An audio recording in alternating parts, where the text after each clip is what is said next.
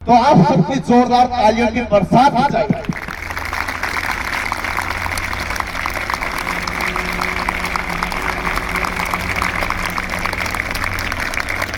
किताब में कुछ लिखा हुआ पढ़ सकोगे? क्या लिखा हुआ? बड़े बड़े अक्षरों में बोलिए, सबको दिख रहा? क्या लिखा बेटा?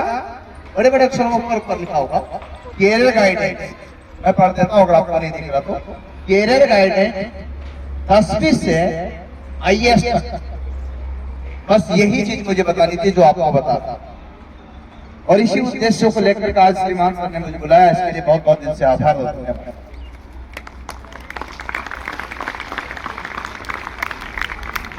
मेरा आज का मूलभूत उद्देश्य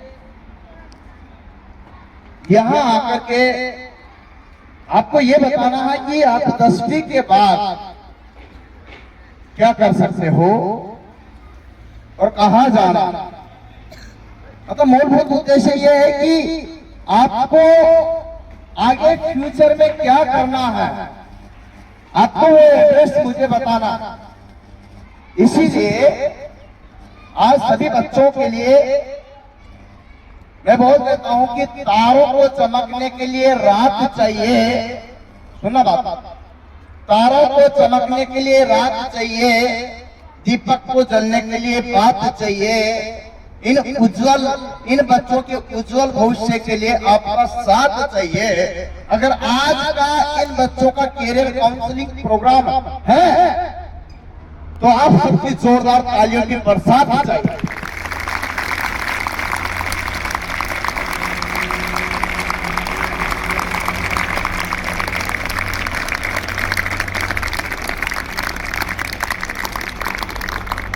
दसवीं के बाद क्या करें, 12वीं के बाद क्या करें, एक बहुत बड़ा कंफ्यूजन आपके माइंड में होता है।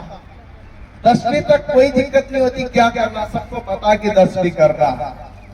इसके बाद क्या करना, यहाँ कंफ्यूजन उठता है। मैं चाहता हूं कि वो कंफ्यूजन आज आपका यहाँ क्लियर कर दूं, और जिस प्रकार से मैंने नौकरी ली है वैसे आपको भी कोई न कोई अच्छी नौकरी दिला दूं, जिससे आपका और आपके परिवार का उज्जवल भविष्य हो सके।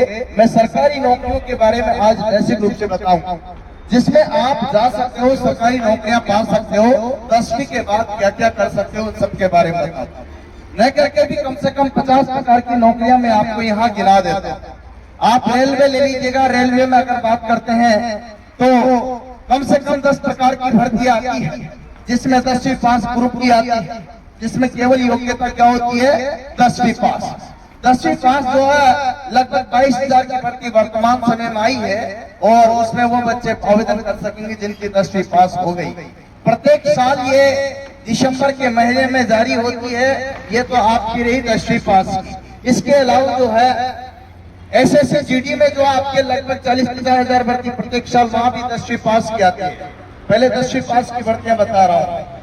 SSC GD में जो है आपके यहाँ पर जो है प्रत्येक साल 10 से 15 मतलब 40-50 हजार भर्ती आती है। इसके अलावा कांस्टेबल की भर्ती भी 10वीं पास रहती है, दिल्ली पुलिस की भर्ती भी 10वीं पास रहती है। इसके अलावा जो चतुर्थ श्रेणी की भर्तियां भी 10वीं पास रहती है। न करके पूरे भारत में अगर मैं बताऊं तो कम से कम 10-15 लाख भर्तियां ऐसी होगी जो 10वीं पास क्वालिफिकेशन मांगी जाता। ये तो 10वीं पास की नौकरियों के अवसर है, लेकिन इन नौकरियों के लिए आपको कैसे जाना है ये कंफ्यूजन रहता है। अगर मैं बच्चों आपसे एक सवाल पूछूं, आप उसका जवाब दोगे हाँ या ना? कोशिश करना। इजी सवाल पूछूंगा, डिफिकल्ट नहीं, उलझाऊंगा नहीं, आपको सुलझाने की कोशिश करूंगा। और मैं चाहता हूं कि हमारे सर बैठे हैं, मैडम और सब जो टीचर्स हैं, इनसे भी निवेदन करूंगा कि उसका आंसर आप भी दें। अगर मैं आप सबसे कहूं गुरुजनों से कि आप जाओ, और बच्चों से भी कहता हूं जाओ, आपसे भी कहता हूं जाओ, मैडम से भी कहता हूं जाओ, तो सब जाओ जाओ और जाओ। और मैं आपको बताता हूं कि जाओ, लेकिन ये ना बताऊं कि कहां जाओ। तो आप क्या पूछोगे कि जाना जाना। मैंने जाने के लिए बोल दिया, लेकिन क्या चीज की कमी रखी है, क्या नहीं बताया उसमें, क्या छुपा लिया, एड्रेस छुपा लिया। एड्रेस छुपा लिया मतलब बता तो रहे आपको सब लोग कि जाओ, तुम्हारे घर वालों ने बता दिया जाओ बच्चों पढ़ने जाओ, यहाँ पर जो टीचर्स उन्होंने बताया बच्चों 10वीं के बाद तुम जाओ और आगे बढ़ो, जाओ, और भी बच्चों को बताते जा रहे, जाओ, हजारों बच्चे यहाँ से निकाल दिए हैं, वो सब जाते ही चले गए हैं, लेकिन उनको एक चीज की कमी जो करती है तो वो है कि कहाँ जाए इसका पता बता दीजिएगा, जिससे हम हमारे गंतव्य तक पहुंच। सरकार की जाइए, क्योंकि दोनों का सिलेबस अलग अलग होगा, तो एक चीज का चयन करना है कि हमें राज्य सरकार की नौकरी करनी है या केंद्र सरकार की। आपको अगर वो नहीं करनी तो आपको जो है की तैयारी करनी है या पीएमसी की, वो भी तैयारी कीजिएगा। अगर आपको वो नहीं करना तो मुझे यूपीएस बनना है, आईएएस बनना है या आरएस बनना है, ये तय कर लीजिएगा। और जिस दिन आपने एक रास्ता तय कर लिया, मैं गारंटी करता हूं बच्चों, आपका फ्यूचर जो है जरूर सफलता देगा। चाहे आप यूपी की तैयारी करो, कलेक्टर की तैयारी करो, 24 होते 25 होते, मुझे लगता है कलेक्टर बनने के लिए तो 25-26 घंटे रहते हैं, ज्यादा रहते हैं, बराबर 24 रहते हैं। अरे ग्रुप डी में चतुर्थ श्रेणी की तैयारी करने के लिए कितने घंटे रहते हैं? अरे कक्षा एलजीएम पढ़ने के लिए कितने घंटे होते हैं? 24 ना। और कक्षा 10वीं पढ़ने के लिए, बोर्ड क्लास पढ़ने के लिए कितने घंटे होते हैं? 24 होते ना, ये ज्यादा कम होते हैं। तो बताओ, कलेक्टर बनने के लिए भी 24 घंटा पढ़ना है, और आपको डॉक्टर बनने के लिए भी 24 घंटा पढ़ना, कांस्टेबल बनने के लिए भी 24 घंटा पढ़ना, पटवारी बनने के लिए भी 24 घंटा पढ़ना, आपको टीचर बनने के लिए भी 24 घंटा पढ़ना। मतलब उसमें से 8 घंटा, 10 घंटा, 5 घंटा कितना पढ़ पाते हो आपके ऊपर डिपेंड है, लेकिन पढ़ना तो आपको वही घंटे हैं, अतिरिक्त किसी के पास टाइम नहीं है। मतलब कलेक्टर बनोगे तो भी 24 घंटे, डॉक्टर बनोगे तो भी 24 घंटे, और चतुर्थ श्रेणी में चपरासी लगोगे तो भी 24 ही घंटे होते हैं। अब निर्णय तय करना है कि वो घंटे देना कहां, वो घंटे देना कहां है। अगर आप 10वीं के बाद ये तय कर लो, मुझे पता आप मोबाइल बहुत बढ़िया चलाते हैं, है ना?